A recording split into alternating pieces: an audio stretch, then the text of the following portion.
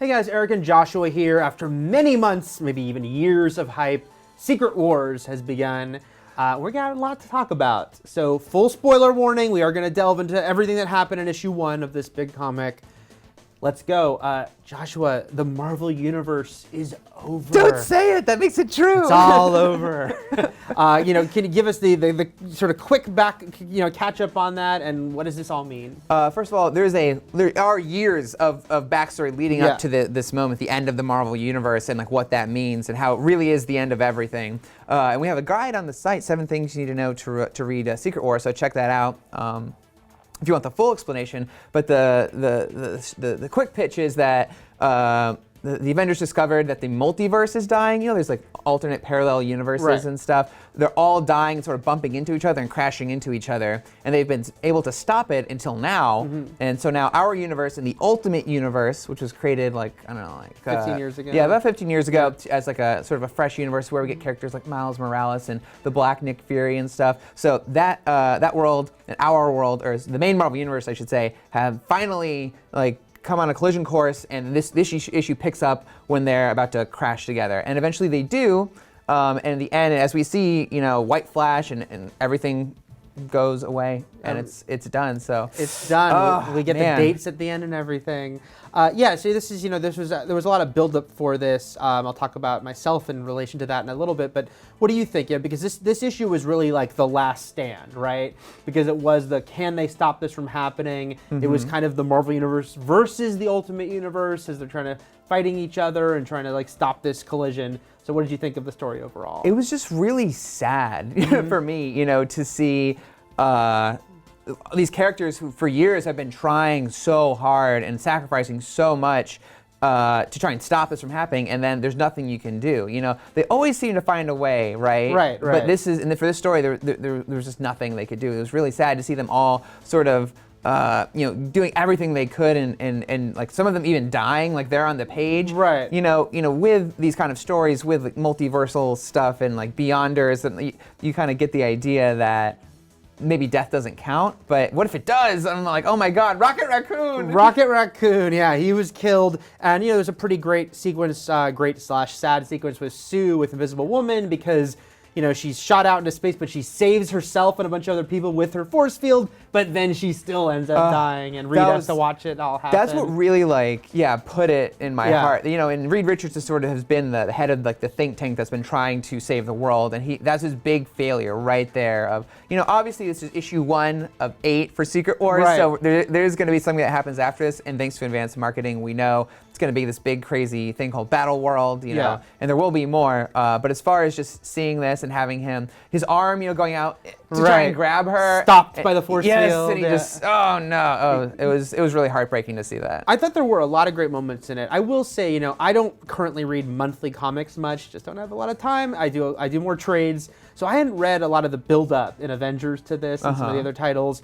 And I will say it was a lot to kind of take in. It wasn't just like, I missed a little prelude. It's like, 'cause so much was happening. Like they already had the escape ship built and a backup plan if that doesn't work. So I did think it's, because they obviously want a lot of new readers with this. They're really hyping up Secret Wars. Yeah. I will say that as someone who is a new reader in so much as I'm not like currently reading all the monthly comics, there was a lot to kind of process that made me feel like it felt like it was more like issue 3 or 4 than issue 1. So this is great, you guys, because he is sort of like new to it, even though obviously he's read some comics in the past, whereas I've been reading it, a few, whereas I've been reading every single lead-in issue for the past several years. And obviously, by the way, this is by Jonathan Hickman, writer Jonathan Hickman, and the artist is Assad Ribic. And I thought the art was so like grand and epic and very like painted the scale for something like Secret Wars, and I thought it was really cool. And just so many like, even though like I was very sad like reading it, and I was like, no, this is the end. I was really upset, but there were still some awesome moments, like Fastball Special with Colossus and Hulk. That was awesome. When Cyclops came with the Phoenix egg that he like hatched and became the Phoenix. Although last time he became the Phoenix, he became Dark Phoenix. So it's a little like, oh, this is a good idea, but it really was like his last ditch effort. Right. That was just like glorious. And my favorite moment of the issue was when Kingpin invited all the supervillains back to his like penthouse to watch the battle from afar over drinks. Yeah. Punisher comes in. He said, I forget the line exactly, but it was like, they say when you die, you can't take it with you. But what am I going to do with all these bullets? Yeah. That was a great double moment because it was a great Kingpin moment first, that the Kingpin's like, the world's ending. Hey, everyone, come over to my place. Let's have some drinks and watch this all happen. I like that the Kingpin would kind of approach it like that. And then, Punisher showing up, especially because Punisher isn't someone you think of in terms of these cosmic big stories. So what would he be doing during this? Killing some supervillains, Yeah. So that was a great touch. Let's talk about the ending, though, because, as we know, it's the end of the Marvel Universe, but it's not. It's issue 1 of a big miniseries, and there will be an aftermath of that. So let's talk, what do we think about the ending? And everything ends, but ... In the beginning, they show like Doctor Doom with Doctor Strange and the Molecule Man, and sort of the backstory to that very quickly is that, Doctor Doom sort of caused this because he found out the Beyonders wanted to like pretty much destroy everything. Yeah. So in an effort to stop them, he did something else that ended up causing all of the worlds to smash together, like almost as a side effect to his plan. Right. So and the hero in that he was trying to stop the Beyonders, who are like the villains of Secret Wars. Yeah. Was also, he is the villain because he made this all happen. Right. But his hubris. Yes. So in the beginning, he's there confronting the Beyonders, and in the end, when everything ends, pretty much all the multiverse has been destroyed, we see just a flash of his mask. Bathed in white. Yes. Yeah. So you're like, well, did Doctor Doom do something? Because we sort of left off with him not knowing the end of whatever he did there. Yeah. So maybe he saved the Marvel Universe, and he's maybe the one who creates Battleworld? I think that's a good theory because Doctor Doom is a great character because he is so brilliant and because he is one of those villains who's definitely motivated by what he thinks are good causes, and he's like, I just want to lead everyone because I'll do it better than everyone, and he's not like out to kill like a lot of bad guys.